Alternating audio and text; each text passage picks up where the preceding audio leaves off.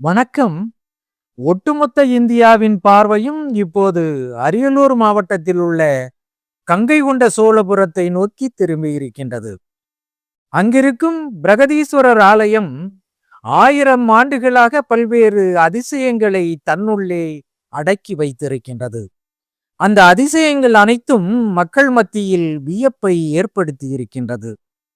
அந்த அதிசயங்களை உணர்ந்து மெய்சிலிர்த்து போன பிரதமர் நரேந்திர மோடி அதனை கண்டு மகிழ்ந்து வழிபடுவதற்காக கங்கையுண்ட சோழபுரத்திற்கு வருகின்ற 27ஆம் தேதி வருகை தர இருக்கின்றார்.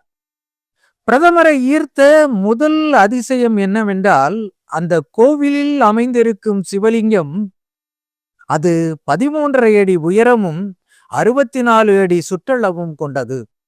ஒரே கல்லில் உருவாக்கப்பட்ட உலகிலேயே பெரிய சிவலிங்கம் இதுதான் என்பது குறிப்பிடத்தக்கது. அந்த லிங்கத்தை அமைத்துவிட்டு அதன் பின்புதான் அதனை சுற்றி கருங்கற்களால் கோயிலை கட்டியிருக்கின்றார்கள். பிரதமரை ஈர்த்து இரண்டாவது அதிசயம் என்னவென்றால், அந்த சிவலிங்கத்தின் மீது விழும் சூரிய ஒளியாகும்.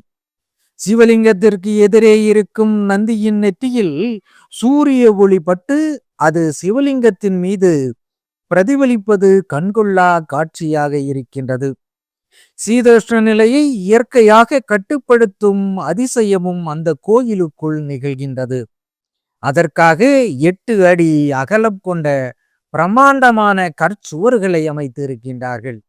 அது கோடை காலத்தில் பக்தர்களுக்கு குளிர்ச்சியை வழங்குகின்றது. குளிர்காலத்தில் உள்ளே நின்றிருந்தால் சூடான கதகதப்பை வழங்கி நம்மை உற்சாகப்படுத்துகின்றது. 1000 ஆண்டுகளுக்கு முன்பே அதிசயக்கத்தக்க விதத்தில் அந்த கட்டமைப்பை உருவாக்கி இருக்கின்றார்கள். இது போன்ற கட்டமைப்பு வேறு எங்கேயும் கிடையாது என்பது குறிப்பிடத்தக்கது. இதற்காக சிவலிங்கத்தின் அடியில் சந்திரகாந்த கற்கள் பதிக்கப்பட்டிருப்பதாக சொல்கின்றார்கள். கோவிலின் வடக்கு பகுதியில் 18 கைகளை கொண்ட அபூர்வமான துர்க்கை அம்மன் தரிசனம் தருகின்றாள். தென்மேற்கு மூலையில் மரகதகல்லாலான கனக்க விநாயகரை நம்மால் வழிபட முடியும். அந்த மரகதக்கல் சிலை விலை மதிப்பற்றது, அபூர்வ ஆற்றலை கொண்டது. வடகிழக்கு மூலையில் சிங்கத்தின் வாய்க்குள் செல்லும் விதத்தில் அதிசயமான சிங்கமுக கிணறும் அமைக்கப்பட்டிருக்கின்றது. அதுவும் எப்போதும் நேர் நிறைந்து காணப்படுகின்றது. கங்கை கொண்ட சோழபுரத்து சிவாலயம் 186 அடி உயரம் கொண்டது. இந்த கோயில் முழுவதுமே மலையில் இருந்து உடைத்த பாறை கற்களை கொண்டு கட்டப்பட்டிருக்கின்றது. ஆனால் 100 கிலோமீட்டர் தூரத்திற்கு எங்கேயும் மலையே இல்லை. பின்பு எங்கிருந்து எப்படி கற்களை கொண்டு வந்தார்கள் என்ற கேள்வி எழுகின்றது. அதற்கான விடையும் நம்மை ஆச்சரியத்தில் ஆழ்த்துகின்றது. மேற்கு தொடர்ச்சி மலைப்பகுதியில் இருந்து கற்களை வெட்டி எடுத்து கரைபுரண்டு ஓடி வரும் கொள்ளிடமாற்று நீர் மூலமாக எளிதாக கட்டி இழுத்து வந்திருக்கின்றார்கள். சோழகங்கம் என்ற பொன்னேரியில் இருந்து மணலை எடுத்து வந்து கோயிலை சுற்றி மணல் திட்டுக்களை உருவாக்கி அதன் மீது பாறைகளை ஏற்றி நகர்த்தி கொண்டே சென்றிருக்கின்றார்கள். இந்த சிவாலயம் 4.5 ஏக்கர் பரப்பளவில் அமைந்திருக்கின்றது.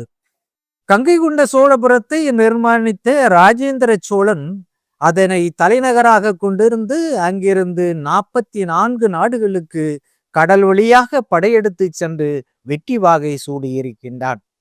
வெற்றி பெற்ற இலங்கை, மலேசியா, தாய்லாந்து போன்ற நாடுகளில் இருந்து ஆயிரக்கணக்கான படை வீரர்களை பிடித்து வந்து அவர்களை பயன்படுத்தி கோயில் கட்டுமான பணிகளை மேற்கொண்டிருக்கின்றான்.